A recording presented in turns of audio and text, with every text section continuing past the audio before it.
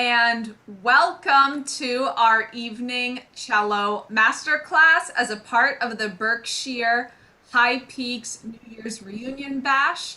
My name is Carolyn Regula, and I will be hosting events throughout the reunion. All of our sessions are being recorded and will be live streamed on our YouTube channel as well. Even after our master classes and lectures air on Zoom, they will be archived and available to view at a later time on our YouTube channel. So the Berkshire High Peaks Festival is a part of Close Encounters with Music. Close Encounters has the mission of engaging the imagination of diverse concert audiences in a welcoming setting, connecting listeners to performers and composers, and fostering the excitement and sense of community that live performance builds. Also establishing a comfortable listening environment, turning performances into enriching and educational experiences. I might be biased because I am also currently a student of our instructor, but I promise you guys are in for such an enlightening evening. Our instructor tonight is the artistic director of Berkshire High Peaks Festival, Yehuda Hanani. Yehuda Hanani has recently joined the faculty at the Mannes School of Music in New York City, and he has appeared all around the world performing concertos with groups such as Chicago Symphony, Philadelphia Orchestra, Berlin Radio Symphony, Israel Philharmonic, among many others. So it is an honor and an extreme pleasure to welcome tonight's instructor, Mr. Yehuda Hanani. Carolyn, thank you very much. The pleasure is mine too, and we might as well get started right away.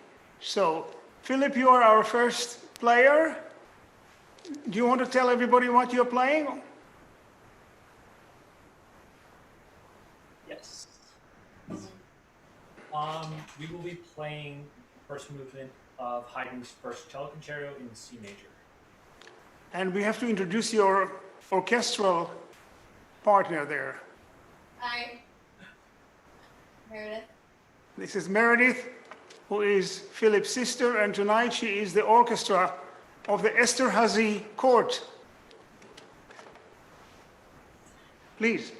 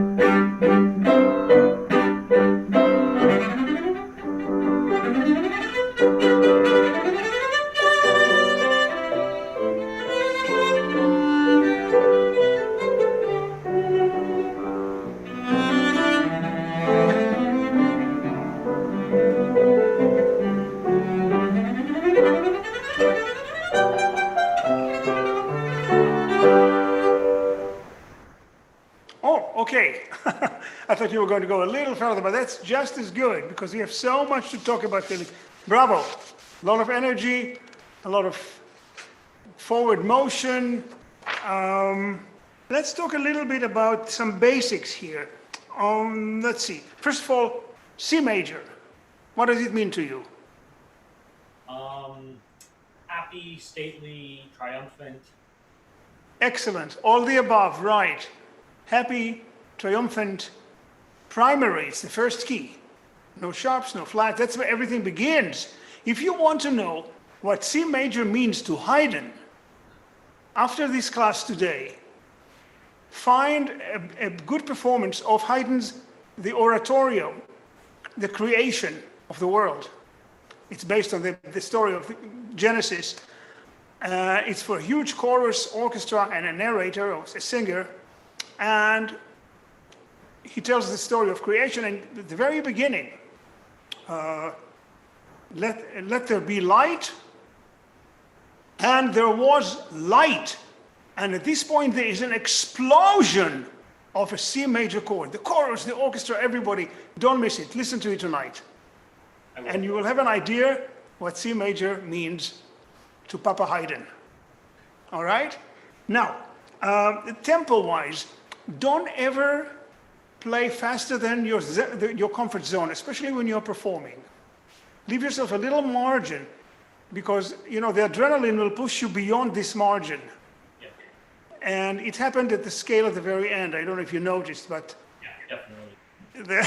the speed was too much for your fingers to handle, and it started getting a little iffy. So there's no reason for that. You have the tempo is fast enough. Hold it back. You're in control, and don't let the fingers run away from you. Maybe we should look at that since we are talking about it. Why don't you show me the last passage, the G major scale going up?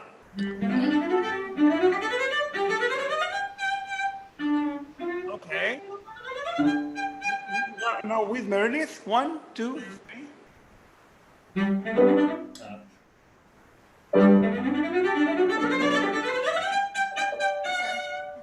Right.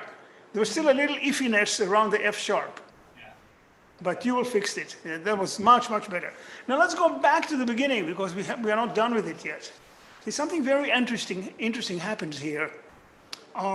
Normally, a phrase of Haydn, traditional phrase of Haydn would be a 4-bar phrase, right? Yes. And if it's 4 plus 4, then we have a period of 8 bars, like the 2 wings of a butterfly, right? And usually they will be related to one another. What happens here? How many bars is the first phrase? Take a good look. It's sort of a binary phrase. With a short phrase, it's 2 bars, followed by an interim measure, and then another 2 bars. So count from the beginning and tell me where you want the first cadence to really be. The 5th measure after I Okay, so this is a 5-bar measure. Concerto begins with, Stravinsky would have been very happy. 5 bars. So which is the bar that kind of breaks up the traditional 2 plus 2 in this case? The 3rd. Bar number 3. Good. What will you do with it? You know what? I have an idea. With Meredith, play the first phrase and omit bar number 3. Then we'll get a traditional 4-bar phrase.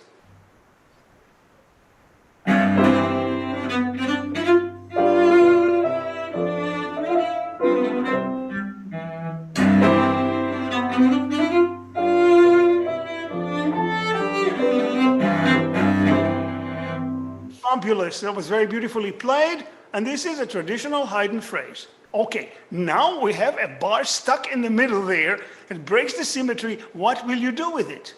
How do you feel about this bar?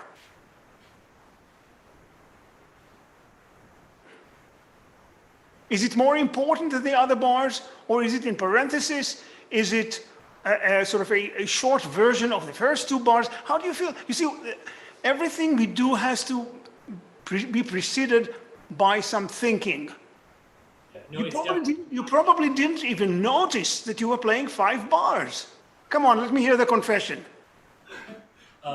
Possibly. Okay. You didn't realize that you were playing a 5-bar phrase and you didn't even think what you're going to do with it. So let's do it now together. Wait, tell me what you want to do with it. Well,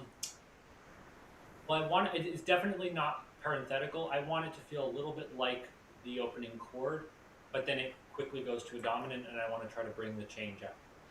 So shall we say that And then bar number 3, and then and then you repeat it with further intensity, and you go to a higher note there at the end, right? Sure. Yeah. So rather than do what most cellists do, hack away with those big chords, why don't you play them as something that is kind of stuck or tucked in between a legitimate 4-bar phrase? Let's try, see what happens.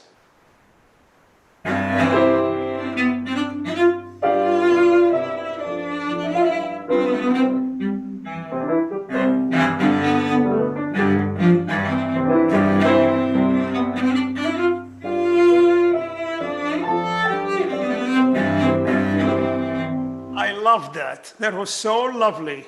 So really, this is something I would play it with less intensity and remind everybody that this is a daring kind of thing that breaks the tradition in a way. Okay, beautiful. Now, there is a syncopation in the first bar. Yes. So rather than go to the third beat, go to the syncopation. Don't go ti-ta-ram-pa-ram-pa. No, gum-pa-ram-pa-ram-pa. Go all the way to the syncopation. Is that where the orchestra joins you? Yes. Well, does this make some difference in the plan? Yes. All right. So go there and sort of bring in the orchestra on the syncopation.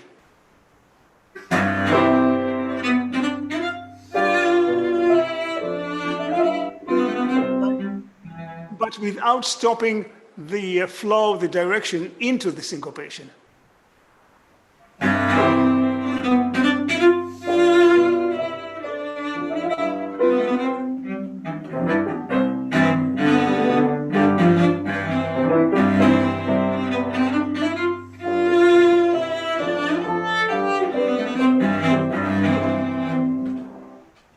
Go on.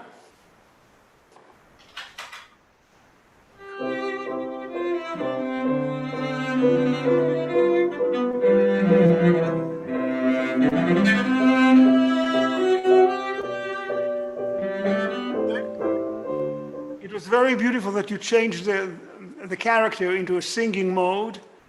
And I heard an operatic voice singing. It was very lovely. Keep in mind that quite often there are boxes of 4 notes, 4 8 notes, especially for the piano part. But quite often it's really 1 and then 2 3 4 1 2 3 4 1. It's the boxes don't really illustrate what we want to hear. So what we see is not what we want to hear, especially at the very end of the phrase. Where was it?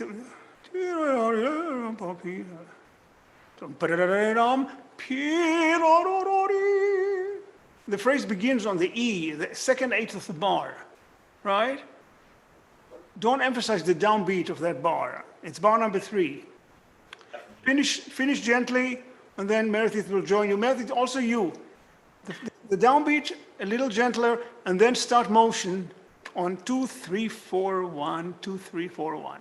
Okay, right there on the.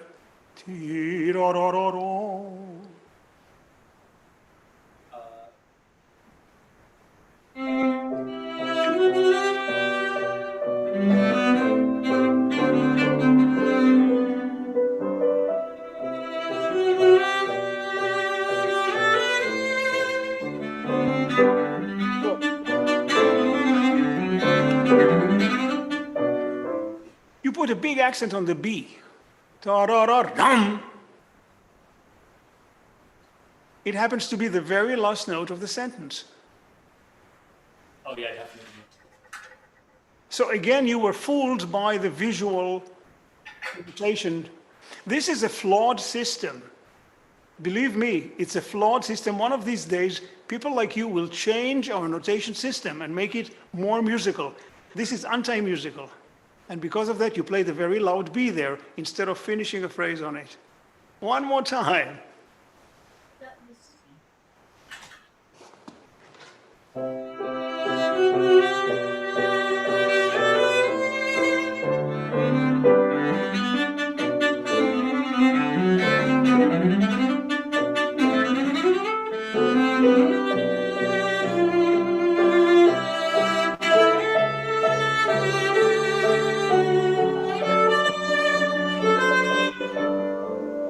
let's use our creative thinking again. This.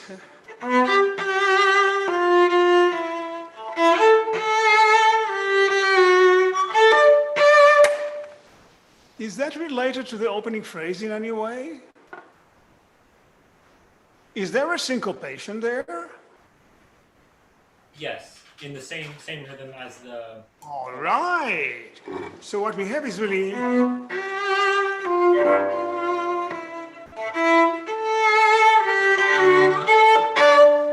And then every intelligent person in the audience will say, oh yes, this is an inverted version of the opening of the concerto. Okay, let's do it right there.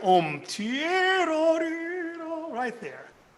Very good. Beautiful playing, both of you. Middle of the bar. Right.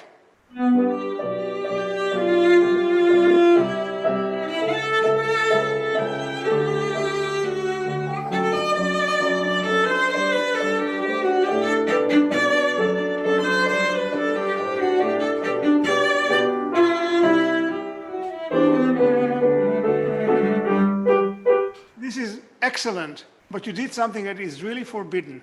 You repeated yourself twice. And then you told me the same thing exactly twice, the same. So you have to tell me what you're going to do with the repetition.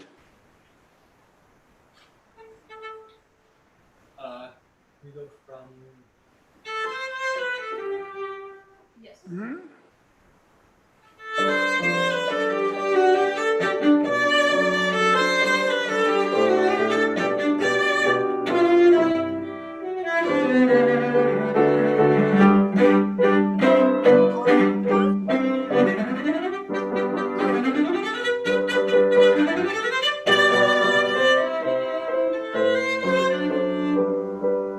Again, you played the last note of the phrase as if it were the first note of another phrase.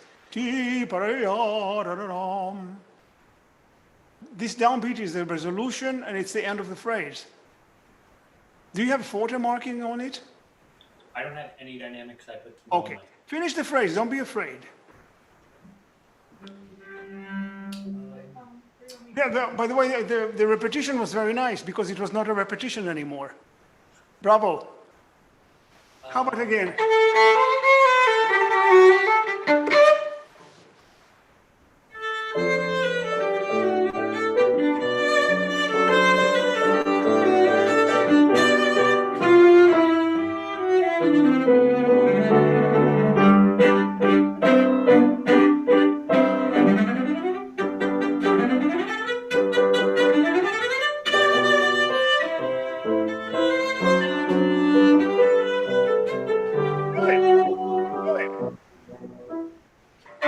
That was very good, by the way, extremely good. And pa pa pa pa pa pa pa pa 2 3 4 1. This is double the speed of 2 3 4 1 that we had before, right?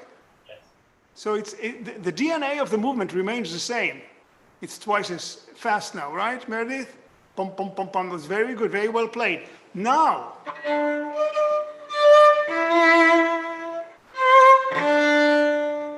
Do I hear a syncopation? Wait a second. Another confession from you.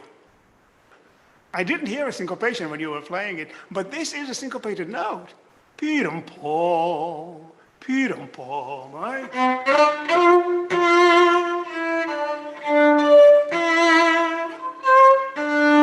Let's have fun with Haydn. He was an intelligent man. If this movement sounds square, it's because of you, not because of Haydn.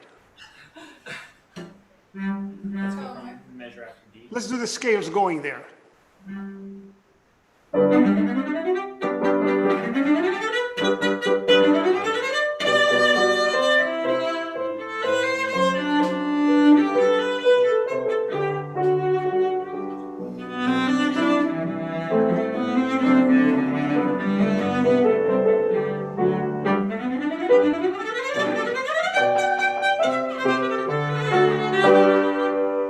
Let's continue. Beautiful. Move on. What is it like? G major. You can play the G.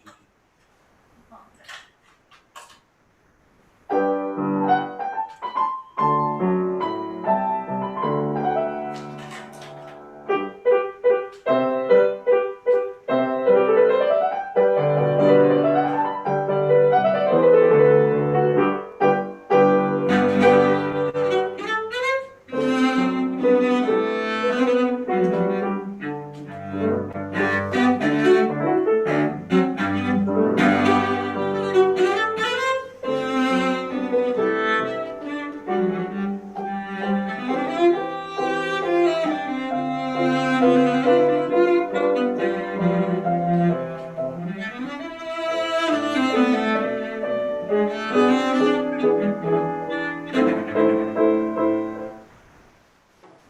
still sounds a little too mechanical for me because your pulse is metronomic. And there was one run here. This run prepares another key. Right? You're leading us into what key? C major. A. C major. You meant the one before that. Oh, no, I'm talking about this one. I guess yeah, it could be applicable to both. So, is the orchestra playing while you play the run? Yes. Take a look at the score. Actually, I'm just playing a chord at the start of the run. Oh. Oh, you mean? Oh, I see. Before I play. Okay. As you go into the...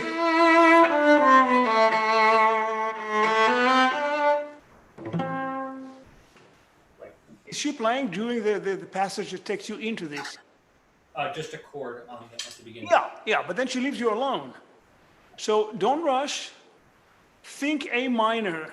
Change colors in your mind because the mind leads the fingers. If the fingers lead the mind, there is no mind to speak of. Okay? The mind leads the fingers forever. Otherwise, it's just notes. So let's do from this.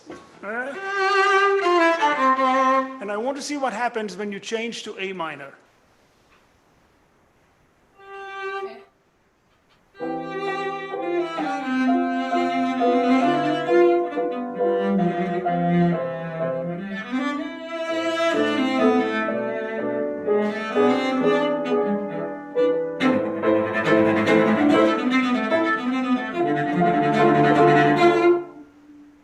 This is a Beethoven moment.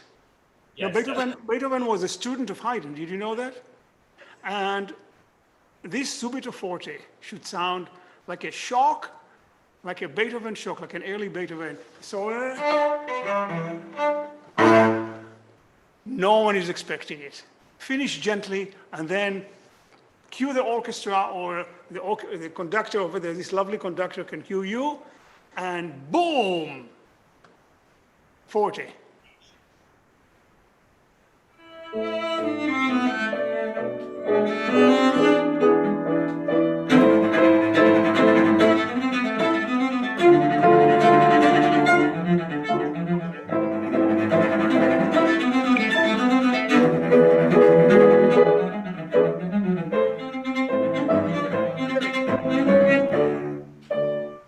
You're playing it very well today. Bravo. Both of you, really.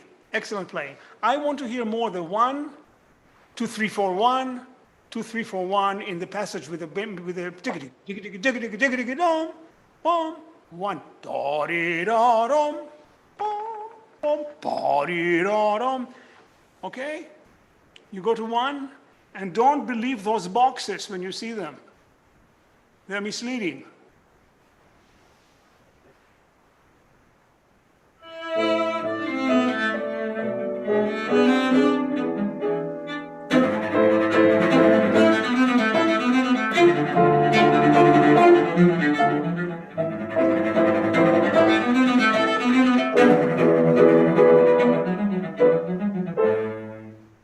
Very good, continue. Nice.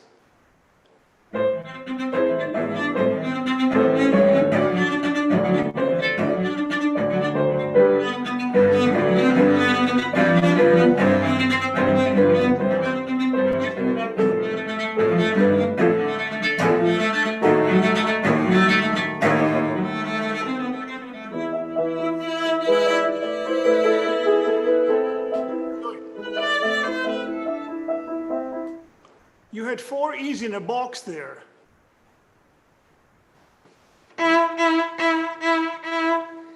Do they belong together? Or is the first one the end of the phrase, the previous phrase?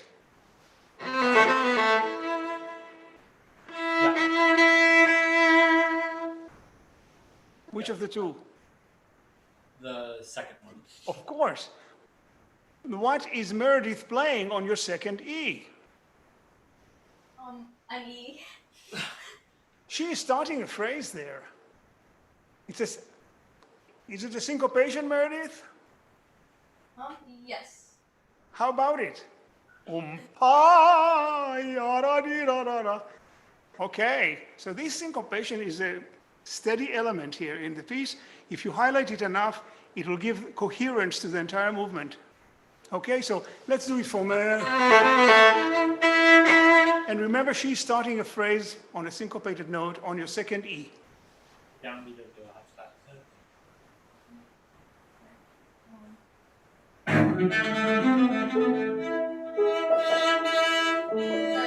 Sorry, We missed the orchestra.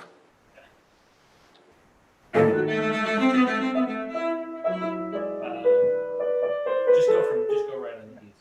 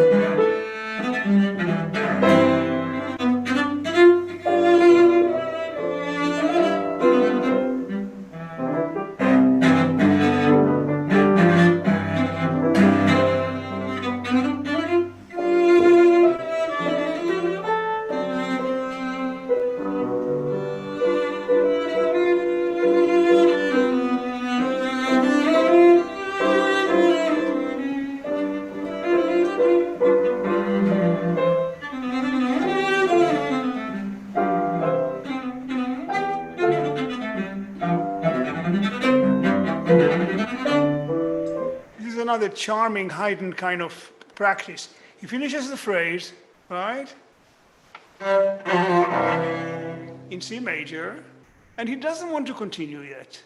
He wants to indulge himself and he's enjoying this cadence and he's going to repeat it 3 times. Right? So the first one is there. And then you go. And again.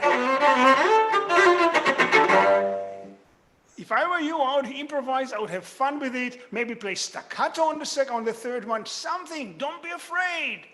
He's repeating himself 3 times, you make sure to justify the repetition.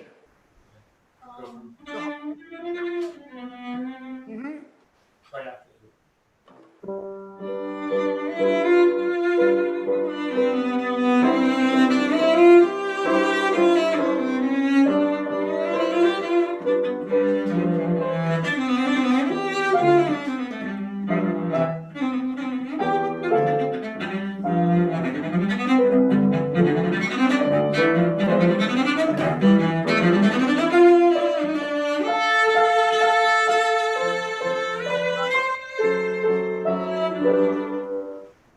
Haydn is smiling somewhere now. Excellent. We should not be afraid to do that. People in Haydn's time had fun with the music, especially a piece like this. That was brilliant. Absolutely. If people tell you, how dare you say, my teacher encouraged me to do it, I'll take the blame. Okay? Terrific. Now,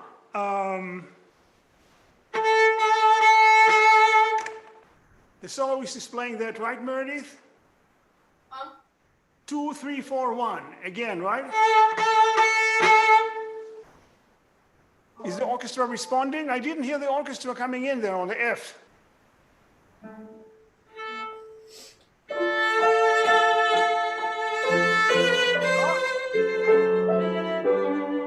I don't hear the first F. Did you play it? I'm talking about...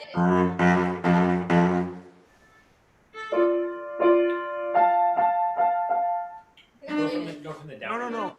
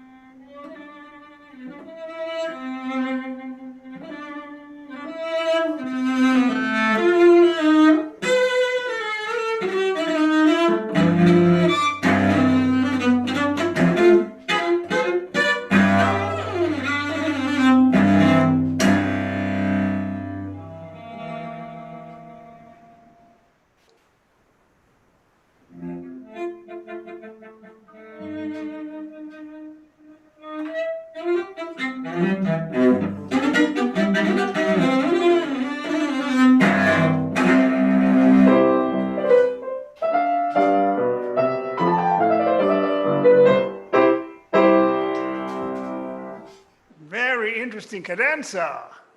Congratulations. Very nice, very adventurous. It's perfectly okay to involve the orchestra in a cadenza. It's been done before, you can do that. I didn't quite follow all the harmonic changes. I don't know how organic they were, but I think we just have to work on syncing them a little bit better. They make sense if I play them just like on the piano, but maybe, yeah. One other thought, Philip. I'm so happy that you took me seriously and decided to write your own cadenza. That's wonderful. You should keep doing it. I played once the Boccherini Concerto with an orchestra, and we were on tour, and there were 7 concerts, and every night of these 7 concerts, I played a different cadenza. And it was a lot of fun. Kind of taking risks, living dangerously, but it was a lot of fun.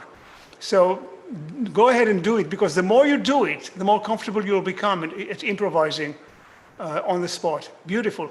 The only thought I have is the proportion, the attention that the cadenza gets in relationship to the movement.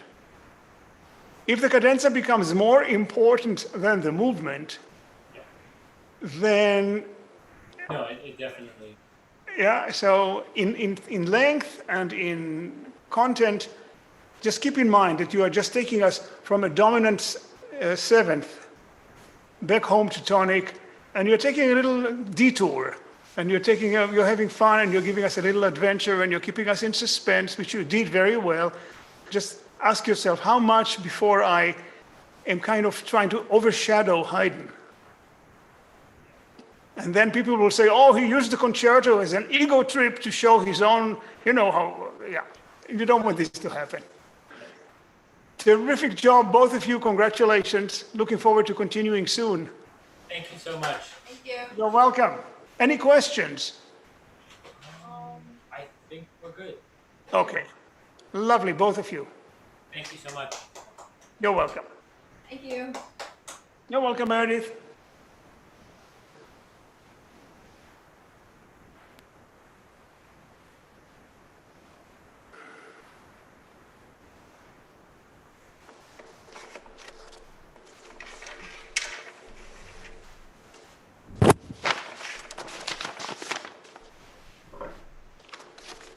Hi, Hannah. Hi. How are you?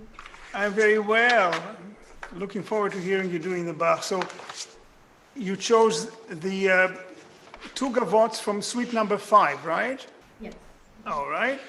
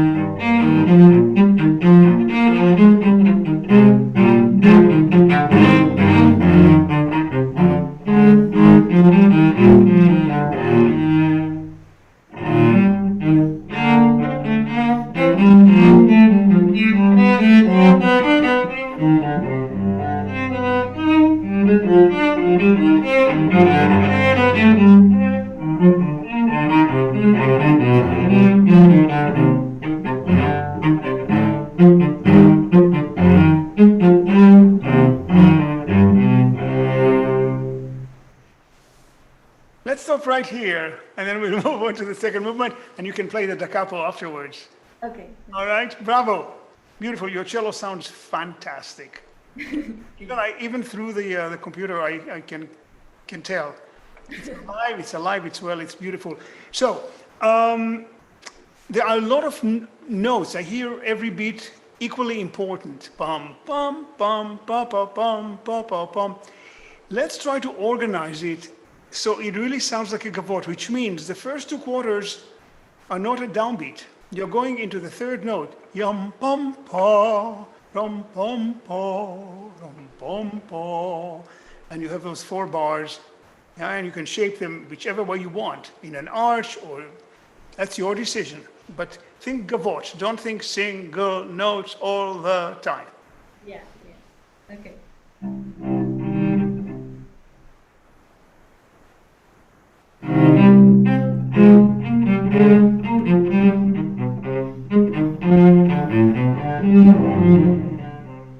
That was already much nicer. How about if you think...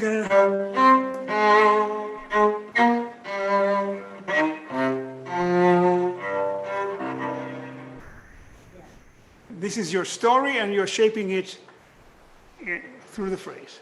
Yeah.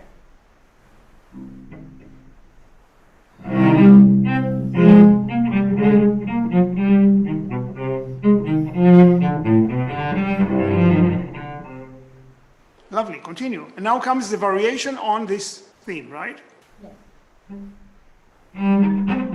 Sorry.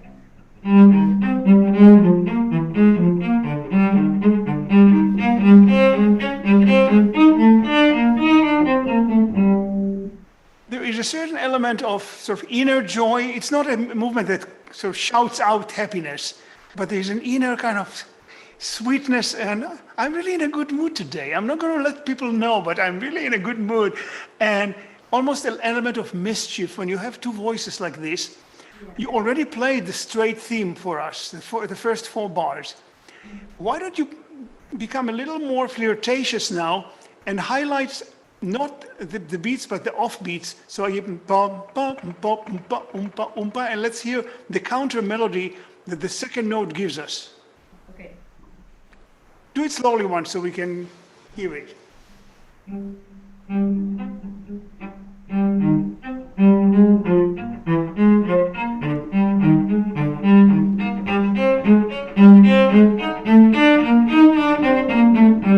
Yes, yes. So you have another story there, a counter story. That's what counterpoint is all about. So when you play something like this, pretend that you are two cellists. The first cellist repeats the first phrase, the second cellist comes in and says, wait a second, I'm going to do something different. Sort of bounce off yours and do something different. Okay. So let's do the opening phrase, and then this tune takes second seat or second fiddle, and the counter melody becomes more active. See what happens. Okay.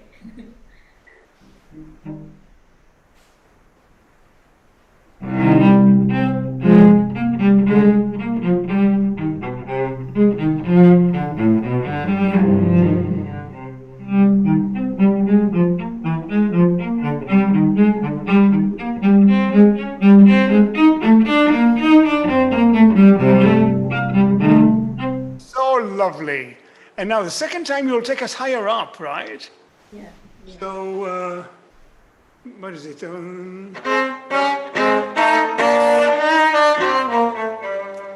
This cadence is going to be more elated, more extravagant than the first one, right? Yes. But that was beautiful. And now comes the concluding sentence. Go ahead. I'll do a little like.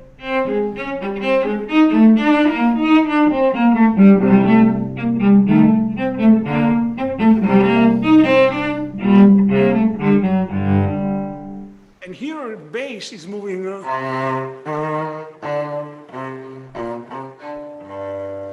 We have a third voice. Yes. Let's put a little spotlight on the basses or the cellos in this group. Yeah.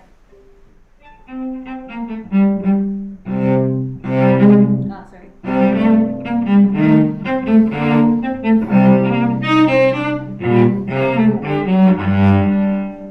Bravo. Okay, so it's the way you break the chord, yeah? How much time you give the bass, how you roll the notes. And there is one point where a bass note is missing. Do you see it? So there's one more, oops, wait a second, she missed the bass note. And then we realize that Bach is creating suspense by making us wait from the C to the... So get the C a little more, let it ring, and make me wait for the continuation on the B flat. Okay. Is that asking a lot? It is asking a lot. We need 3 people to play this movement. I'll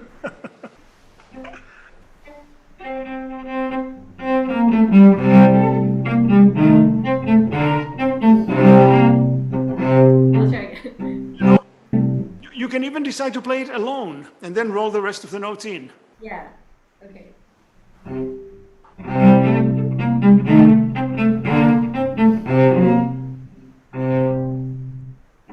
Sorry. Alright, I'll try.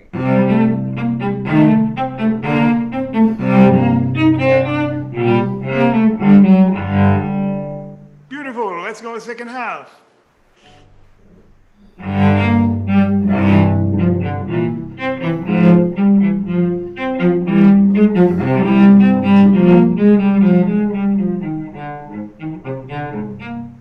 Hannah, for me, it's a little too serious. Yeah. Why don't you roll the chords the way you would do if you were a guitarist? And just go...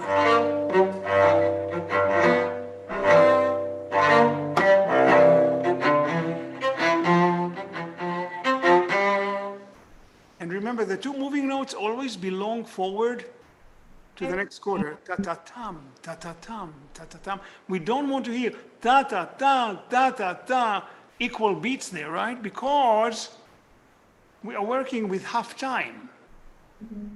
Yeah. So don't subdivide the half notes. Okay. Pa-pa-pum, pa-pa-pum. Not pa-pa-pum, pa-pa-pum. So second half.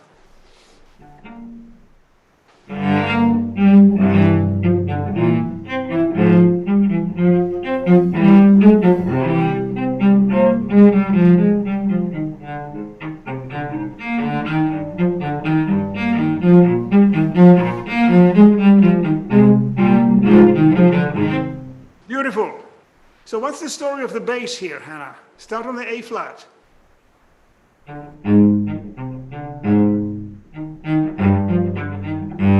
You don't have to repeat it twice. Yeah. A flat.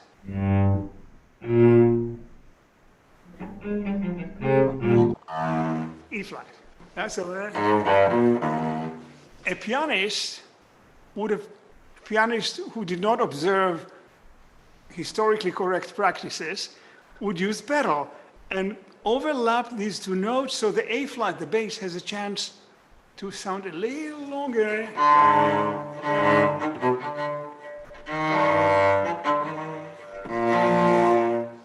Play with them once, double stops.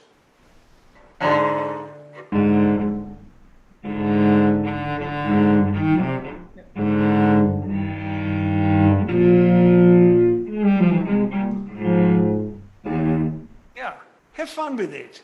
Okay. Don't play so clean all the time.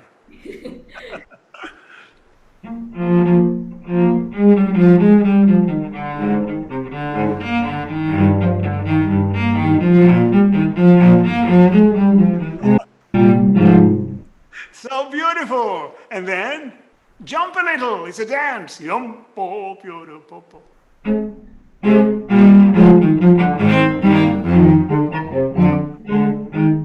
Sequence, you jump higher.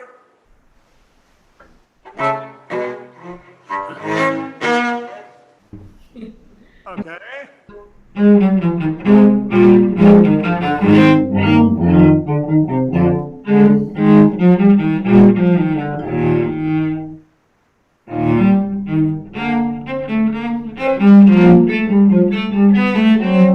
There was this voice that I didn't hear, D going to E going to F. Yeah. Yes.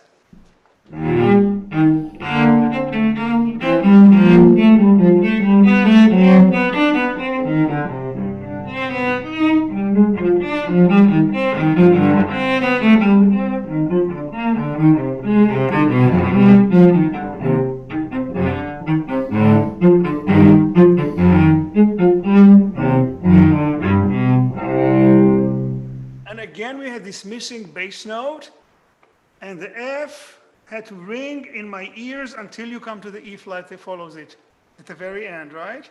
Yeah. So,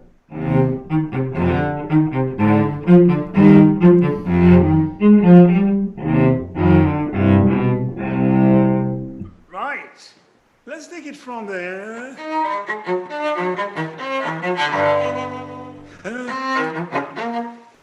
It gets a little emotional there, doesn't it? yes. So get a little more cantabile, a little less bouncy, less dancey, and more singing maybe for a moment. Yeah.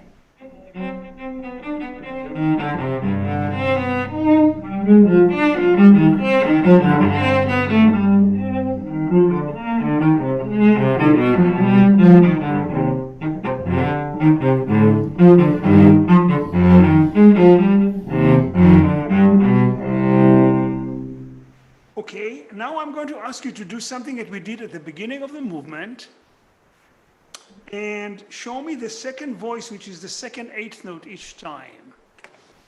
So instead of going, go. Yeah. Play it alone once, this voice.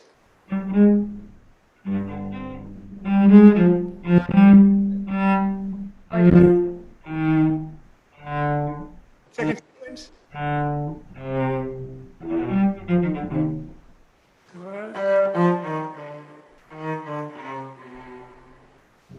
Yeah. You know, it's very cruel in a way because this movement is so sublime that if you try to combine, to pack in all the options in one performance, it will not work. It will drive you crazy. So right from the start, you sit down to play this music, you say, this music is so amazingly perfect and so sublime, I will only be happy to do 30, 40% of what Bach has in mind here. Because if you try to do everything, Yeah.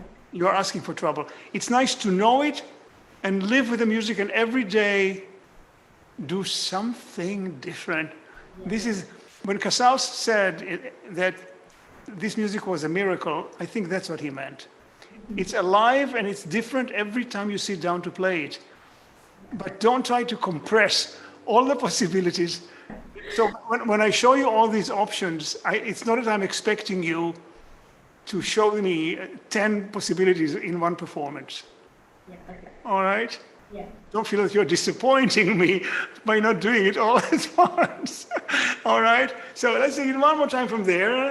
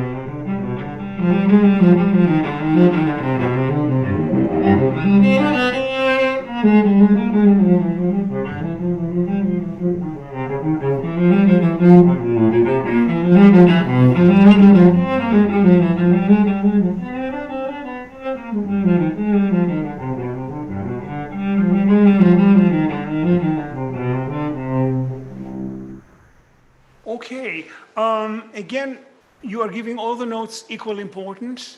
I would treat each triplet as one note. Exactly, and let the rest just echo like they belong, again, as if you have a pedal on the first note and you go exactly the way you did right now.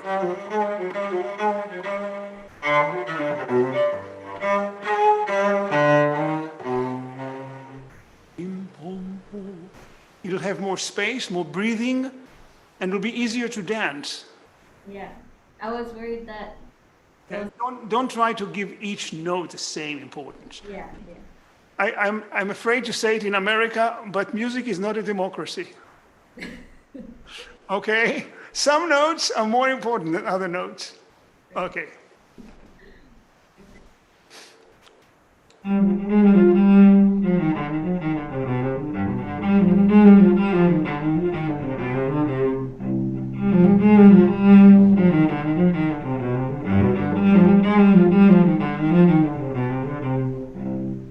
Now let's pretend that a group is dancing it, and they pause on the third step.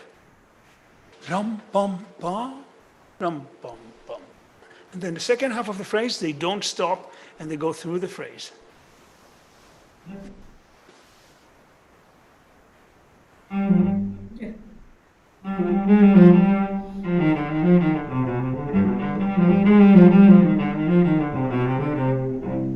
So beautiful because then the two halves are not symmetrical.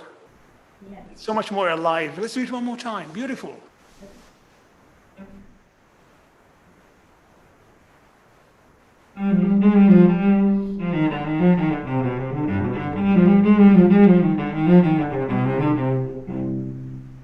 Second half.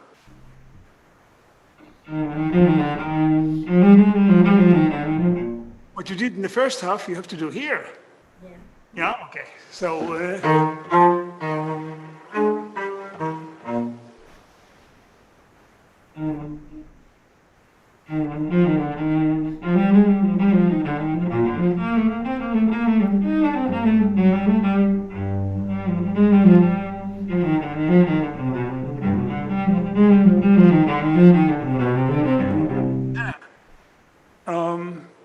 maybe I'm hearing it, but you have to tell me if you're doing it. I need a confession from you. Okay. You are playing it as if the first note was a downbeat. Is that how you hear it? Yes. Yes. Okay, because that's what it sounded like, and that's not correct. Yeah. So it's thum pum pa. Go into this third step where the dancers are taking a little extra time. That's your first downbeat. Yes. Yeah. And that's the character of the gavot. We don't start on the downbeat, the gavot. Yeah? Okay. So,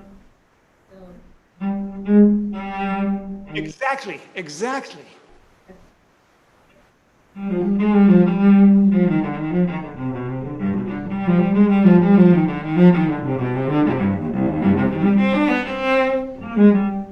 Now let's go back to the second half and see how you do it there.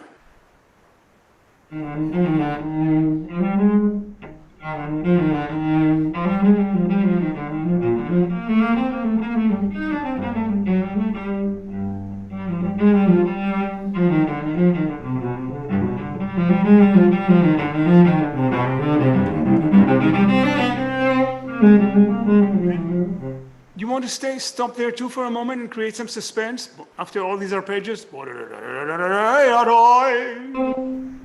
And then,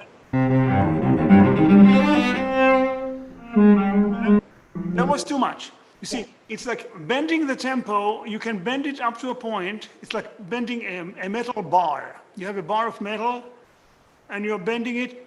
It has to still have enough elasticity to spring back up. yeah. If you bend it too much, It's not. it will stay there. It will not go up again. And that's the point where you don't want to reach when you take extra time. Yeah.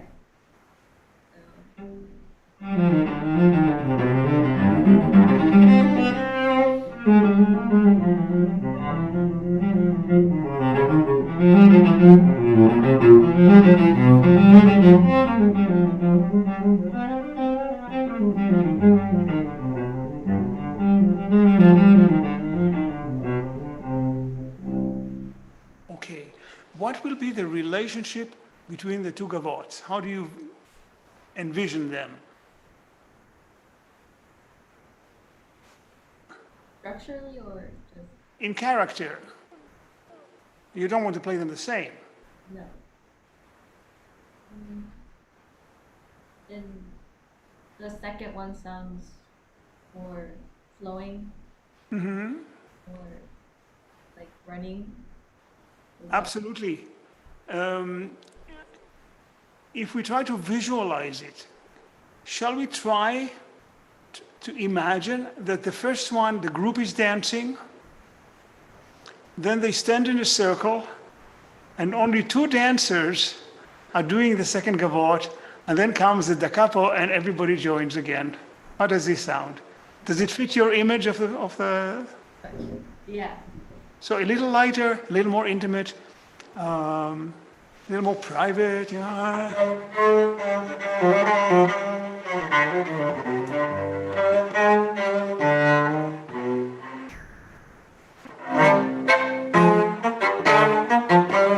Everybody comes in again. If you like this possibility. Yeah, but we have to create a difference here. We cannot play the two of them the same way. But you're on the right track. This one is definitely more fleeting, more fluid, probably more intimate too. Yeah, definitely. How about one more time, a performance, no repeats, of this one and then da capo, going back to the... All right.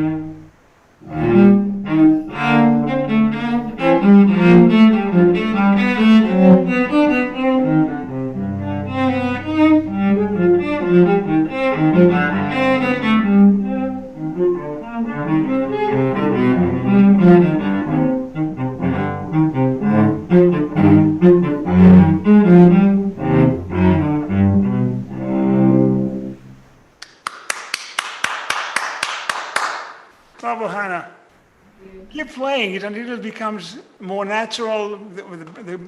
The chords can be a little more smooth, a little more rolled. Yeah. It's very hard to play 3 and 4 note chords in the middle of a dance without losing the pulse, the sense of dance and beat. So see how you want, sometimes you want the bass to be on the beat, sometimes you want to roll the bass before the beat and arrive on the beat on the top note. And these are all decisions that you make as a performer. Yeah. Bach doesn't tell you that. Yeah. It depends which voice you want to be centered on the beat. Yeah. Beautiful playing. Thank you. Looking forward to the next time, Hannah. Thank you so much.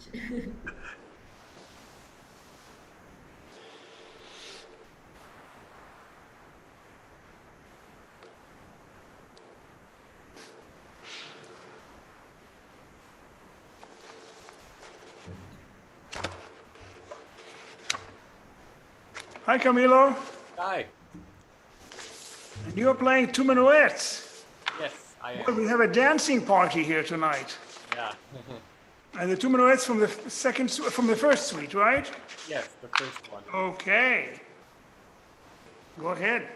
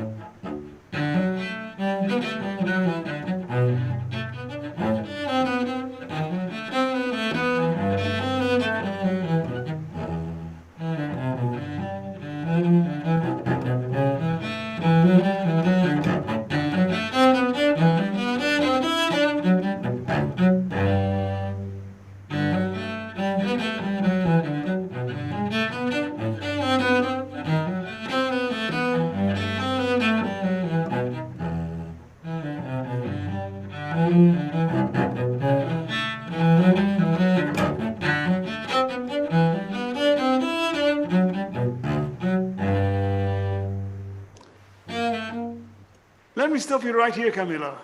So, and then we will go to the second one, okay? Lovely playing.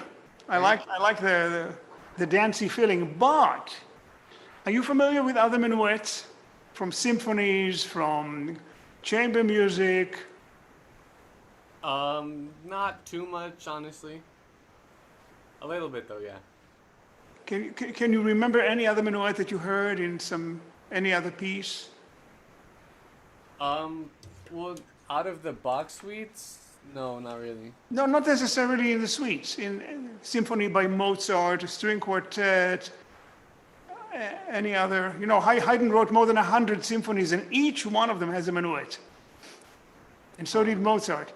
The reason I'm asking is that your choice of tempo is what happened to the minuet later on when Beethoven took it and decided to speed it up, and he changed the name. You know what he called it?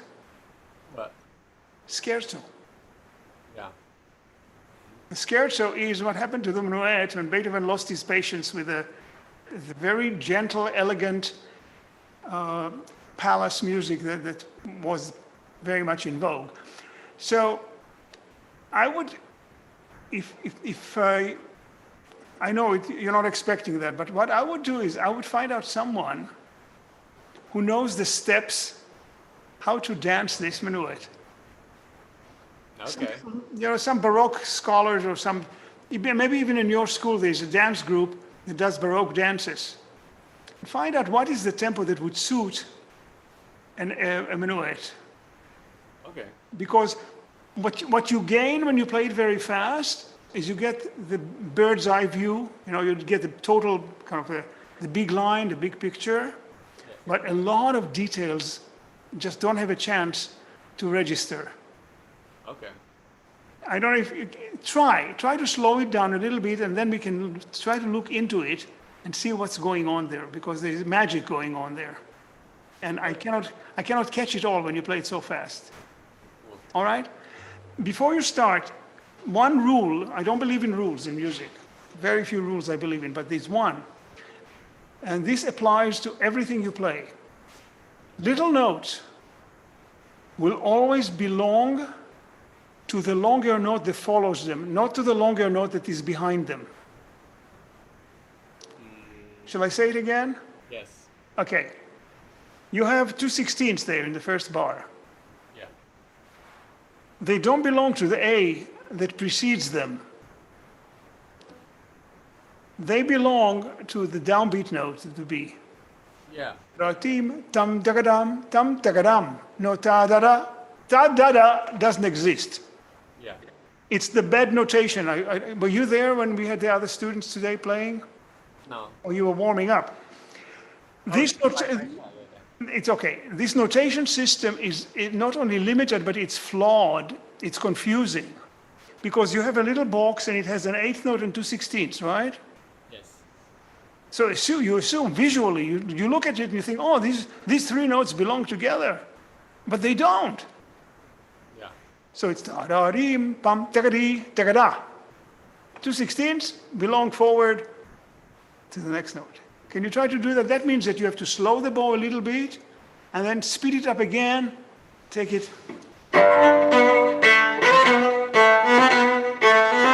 Note. That does not exist. Okay. How do you sing it? It's like da da dun dun da da dun dun dun. Well, there you go. Tan tagadan. You just said tan tagadan. Yeah. But you didn't play tan tagadan. You played da da da. Okay. All right? So, see what you can do about that. Okay.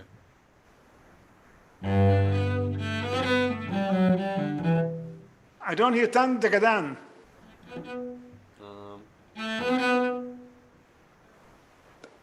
Slow the bow on the A and release the pressure on it.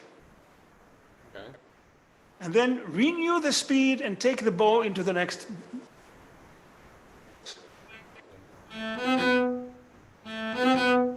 It's getting better. Play the A and stop.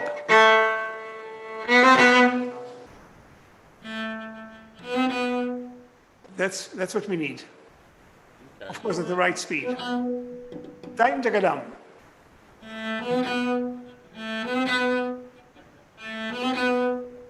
This is something you need to practice. It has become like second nature.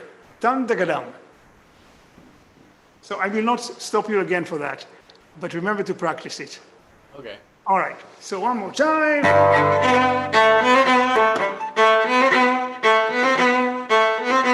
I slow the speed and I renew it towards the next bow. Okay.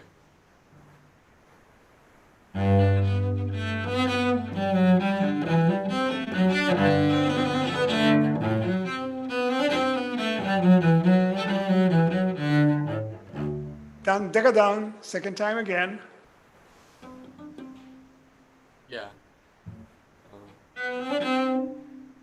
Da da da dum, and then another one. F sharp.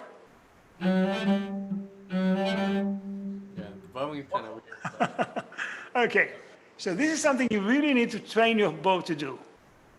Okay? Now, let's look at the music for a second. So you just played a phrase. Don't look at the music. Tell me, how many bars did you just play? 8? Yes, 8. And every following phrase in this minuet will be 8 bars. You know why? Because if you play 1 bar less or 1 bar more, the dancers will be stepping on each other's toes. Okay. Yeah? The steps of the dance require the minuet to have 8 bars. So it's, look into it a little bit. It's they make a figure 8 on the dance floor. Oh, okay. Okay, and it's 4 plus 4. So 4 bars plus 4 bars, right? We call it musical periods, by the way. 8-bar phrases are called periods in music. Okay? Now, one way to look at it is the way it flows, the chronological order. 1 goes to 2, 2 goes to 3, 3 goes to 4, etc., all the way to 8, right? Yeah. That's the easy way, that's the simple way. But there is a relationship between the two halves. So if you look at the music, you will see bar number 1 is a twin brother or sister of bar number 5. Look at the rhythm. Yeah, it's the same. Look at the direction of the notes. Right? First bar is bar number 5. Right? Etc., etc. Yeah. Bar number 2 is related to bar number 6. 3 to 7 and 4 to 8. Yeah. So right away you have a more complex kind of set of relationships. It's not just a, Bach for children will be 1 goes to 2, 2 goes to 3. Bach for grown-ups will be, wait a second, there's another set of relationships here. 1 and 5, 2 and 6.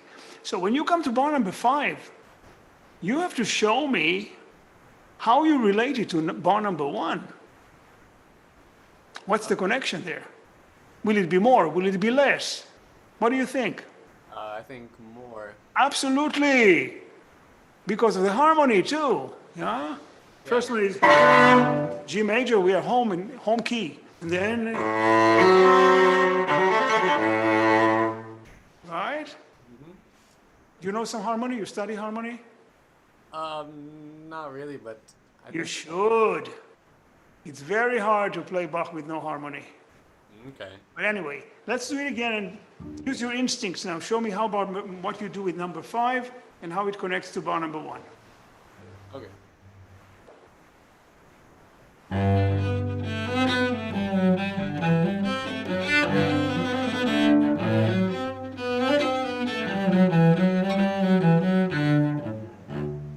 The Tantagadan was very good. Thank you. You did it. Yeah. Congratulations. Nice. Now, there are some secret relationships, hidden relationships within the notes that are not necessarily next to each other.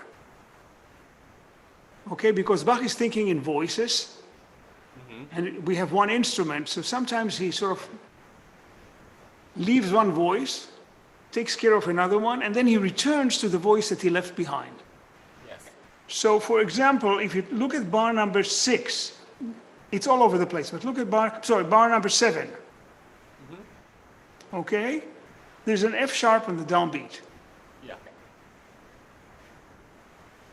Do you see a scale going down from this F sharp?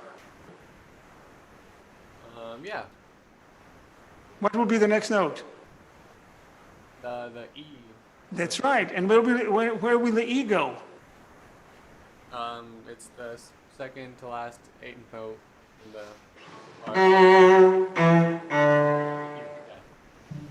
All right? So again, there is a simple version from note to note to note to note, and then there's the more sophisticated version, showing relationships between the notes that are not necessarily next door neighbors. Yeah. Okay? So,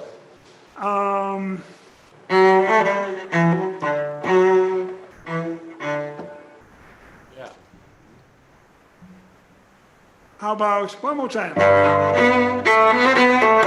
1, 2, 3, go ahead.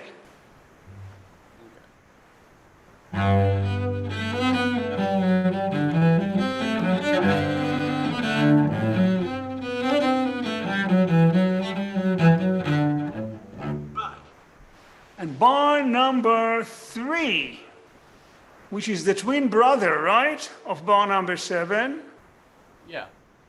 also has 2 notes that are not next door neighbors that belong together. There is a high C. Where is the high C going? To the D. That's right. So you see, there's a certain complexity even in a simple dance like this.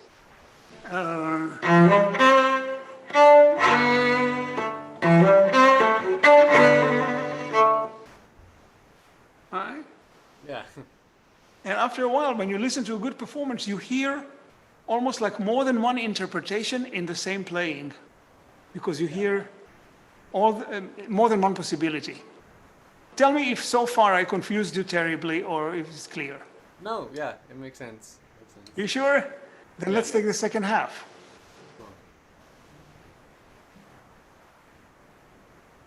Don't forget the tan tagadan. Okay.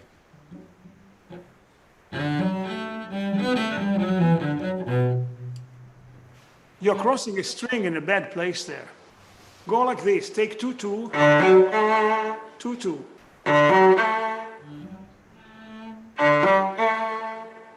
And then I'm actually doing those first three, or I was doing it slurred. So I gotta do like. if you want, fine, but don't use this finger in crossing to the open A. Okay.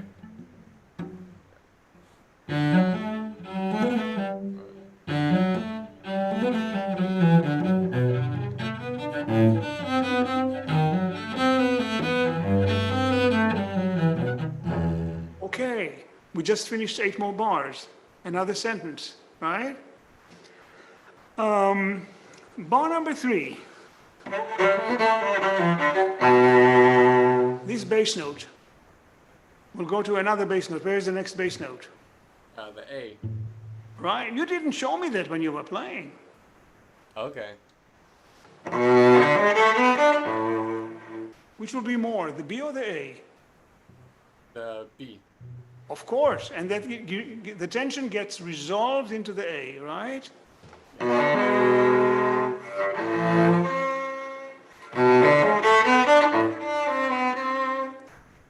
And so this is the bottom part, right? And above it you have, where is the D going? The C.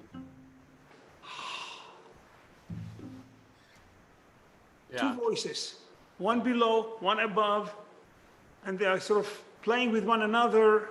All these things you have to show me when you interpret Bach. Okay. I don't need you for the notes. I have the notes on the page. I really don't need you for the notes. I need you for the music. Yes. Okay? Cool. I think you can do it. You're smart and you're talented. Thank you.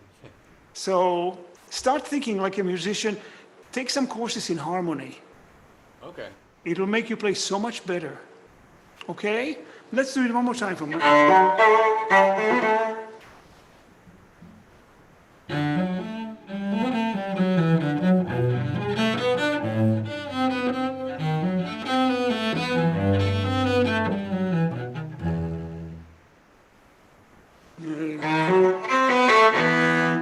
Where is the D sharp going to go?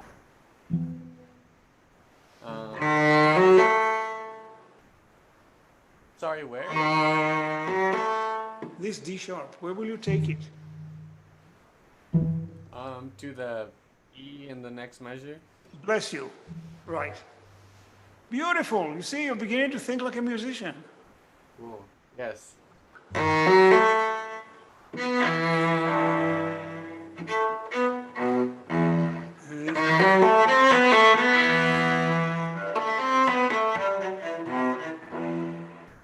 Yeah. One more Okay. time this phrase, the 8 bars. From. Okay.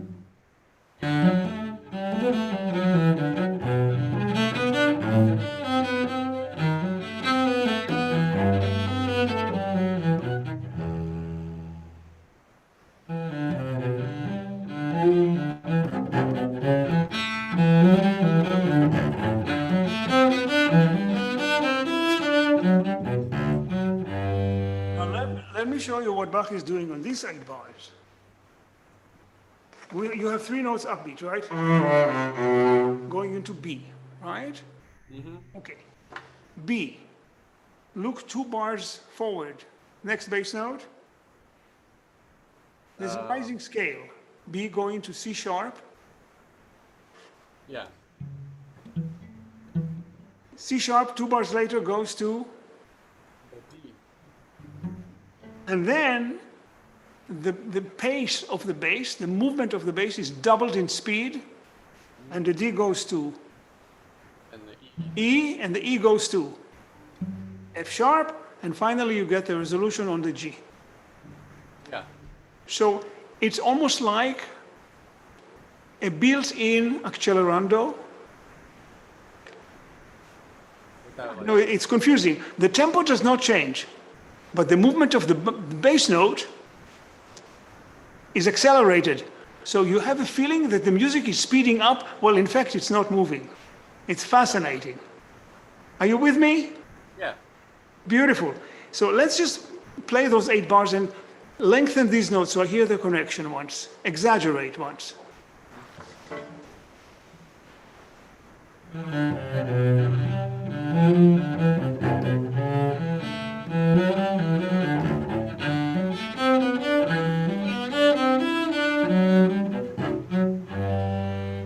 Okay, now we heard this one voice. Of course, we don't want to stick it out like this. Yeah.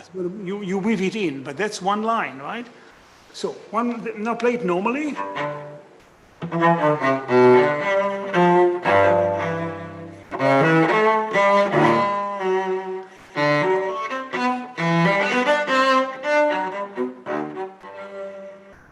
You build up the tension, and then you bring me back home. Okay.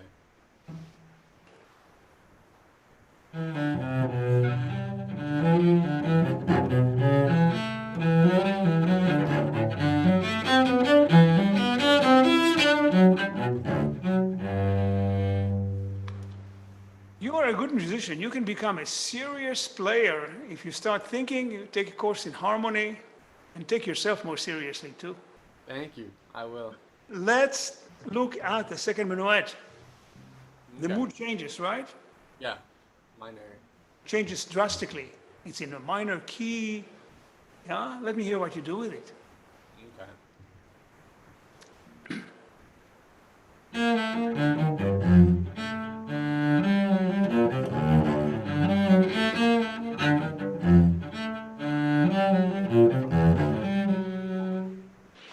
This is an amazing phrase. It's a descending scale beginning on B flat. You take me down now, give me the rest of the notes. And B then flat goes to, the A in the second measure, back to the G. I guess that F. and then it repeats. Yeah. All right, so you have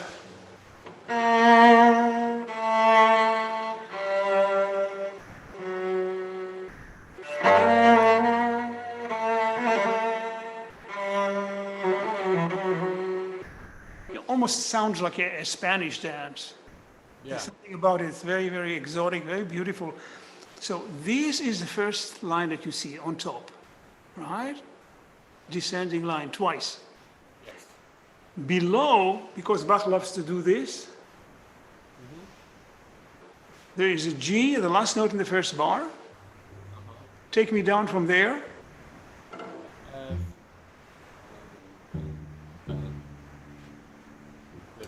Play the notes. Let me hear them.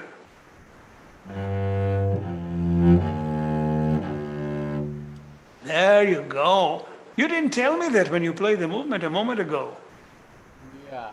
I didn't hear the two stories. I didn't hear the relationship between them. Right?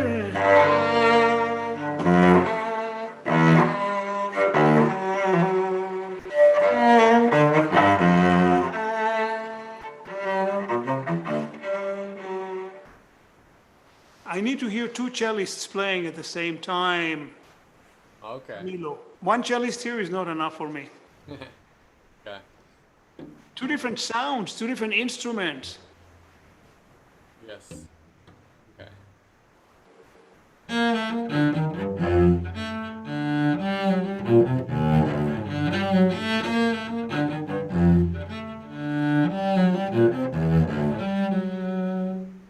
Now, how about dynamics? You want to do something? Go down with the line.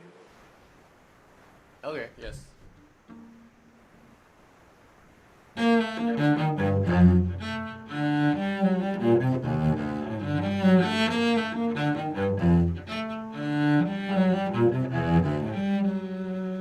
Very nice. Second half.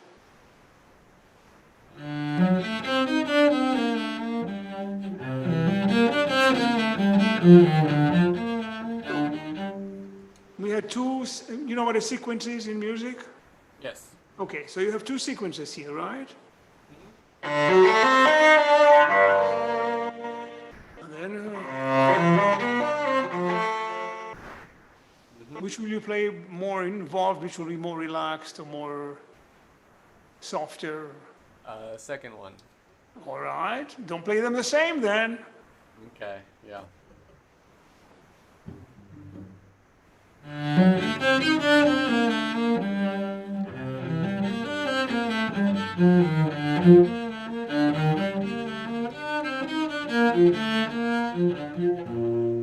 You're almost following the line, but then I lose you. D, right? Where's the E flat going? To the F. Right. So he's skipping a bar. He keeps you waiting for the next note. You think Yeah. it's coming. You think it's coming on the next bar, but you don't get it there. So he keeps you in suspense. If you're an intelligent listener, you will say, "Wait, what's going on here?" And then you get it in the next bar. Yes. Okay. So is it to the F in the... And then there's a cadence on the B flat. Yeah. Okay. That's the end of the sentence. Yes. So.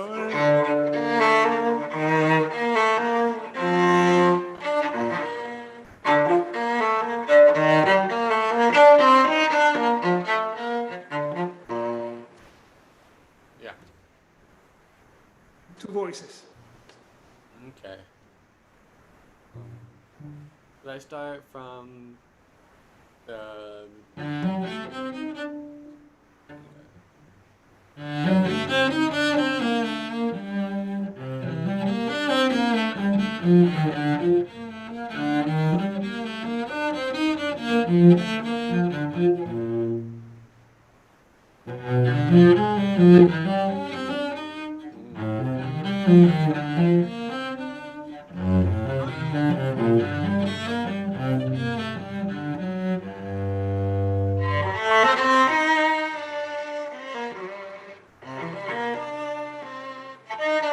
Then, you see the relationship? Yeah. Try to connect things long distance. Okay, yes. Okay.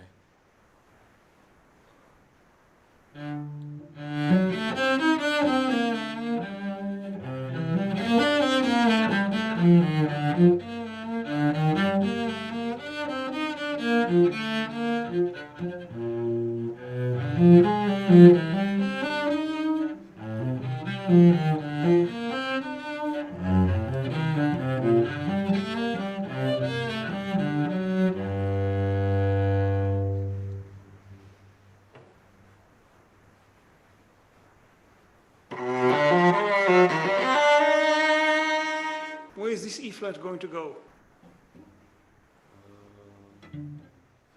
Luke, 10 miles down the road. Thank you, thank you. Long distance relationship. It's like you have a cousin who lives in Argentina, and he's closer to you than your next door neighbor. Okay? Sorry.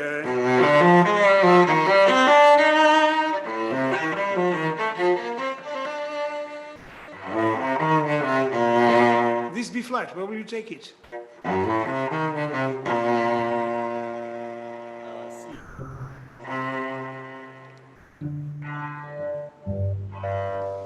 We are beginning to talk the same language, young man. Yes. Okay? It's a pleasure to meet you and to hear you play again. Thank you. Take my advice and start studying harmony. It'll be easy for you because you're a natural. Okay, I will. Yes, I will. You promise? Yes, I promise. Okay. And stay in touch with me. I will. I will. Okay. Awesome. Pleasure Thank to see you again, Camilo. Lots of luck. you. Thank you. Thank you. You're Appreciate it. welcome.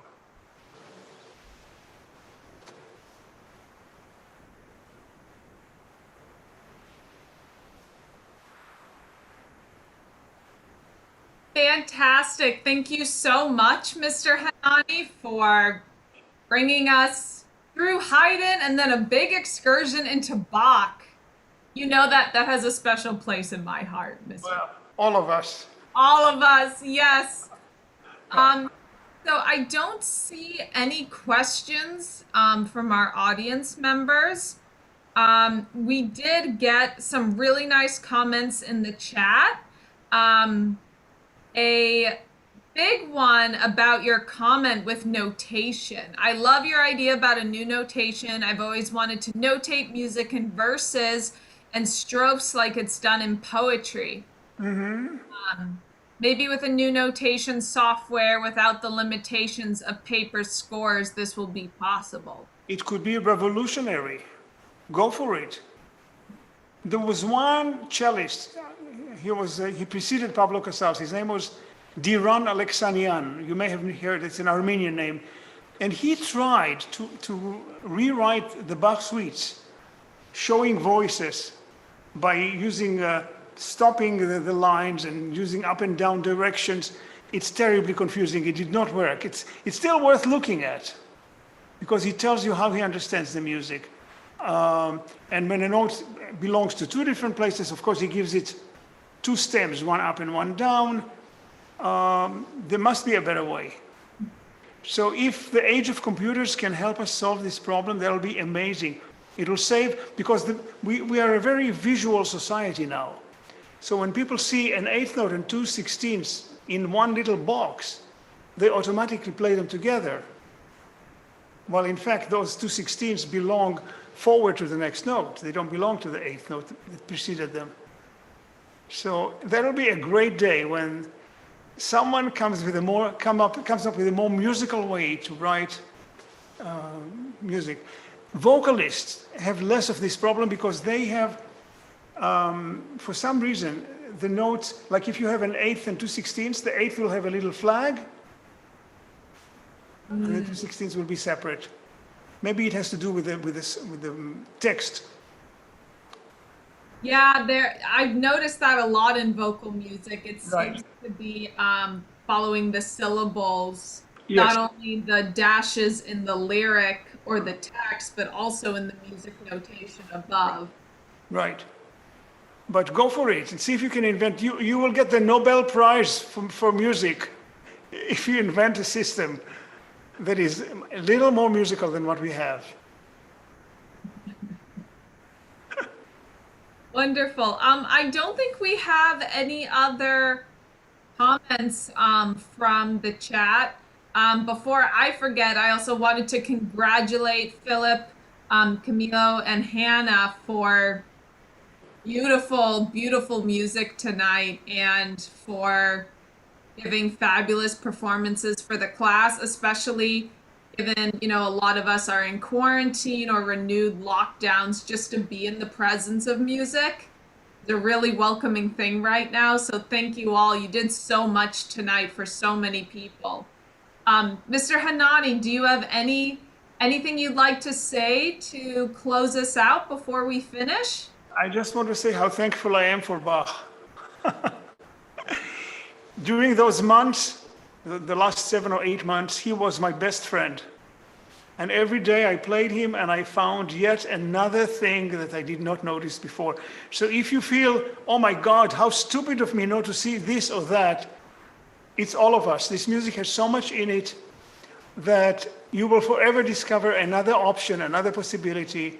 The classical question of what book will you take with you if you're stranded on a desert island or something. I don't have a problem. I know exactly what I will take with me. Right, well, you're following in your mentor's steps. Casals, he started late in life. He would start every day with Bach. Yes, if I I'm know. not mistaken. But the interesting thing is he did not play it on the cello. He started every morning playing Bach on the piano. Partitas, or one of the inventions, but cello came later. But it's true, he began every day by playing Bach. Fantastic. Yeah. Let's follow his example, all of us. Yes. Yes, and especially so many instruments can now play the suites. Been adapted for so many instruments. So that is your medicine prescription. It's Bach. It's a cure for just about everything. Emotionally, intellectually, It has healing powers. You never feel really lonely when he's with you. Right. Exactly. Well, thank you so much, Mr. Hanani. Congratulations again to our performers tonight. And I just wanted to let all of you know who are still watching with us that we're not done. We have one more day of events for the High Peaks reunion. And I'm going to put a link in the chat so everybody can go to the Berkshire High Peaks website and see the schedule we have for tomorrow. Just to give a quick rundown, we have all times are in Eastern Standard Time. We have a talk at 11 a.m. in the morning with Dr. Mark Cannon. Keep going in what will the new normal be anyway? Thoughts from a psychiatrist musician. And then 4 p.m., we have a violin masterclass with faculty member Peter Zazovsky. And then at 8 p.m., Danielle Talamantes and Carrie Wilkerson will be giving a vocal masterclass, which is a combination of performance sharing and roundtable discussion about staying creatively active during the pandemic. And then at 9 p.m., we have on the Close Encounters with Music YouTube channel, we have a faculty tribute concert. So we have a compilation of recent performances by our faculty being showcased, and that's a link for our YouTube channel. So lots of things going on tomorrow. Thank you all so much for joining us tonight. Thank you again to our performers, can't say that enough, and to Mr. Hanani for giving us an insight into his wealth of wisdom he has. It's endless, absolutely endless. Thank you, Professor. It's a great pleasure. Good night, everybody. Rest well. See you tomorrow. Yes.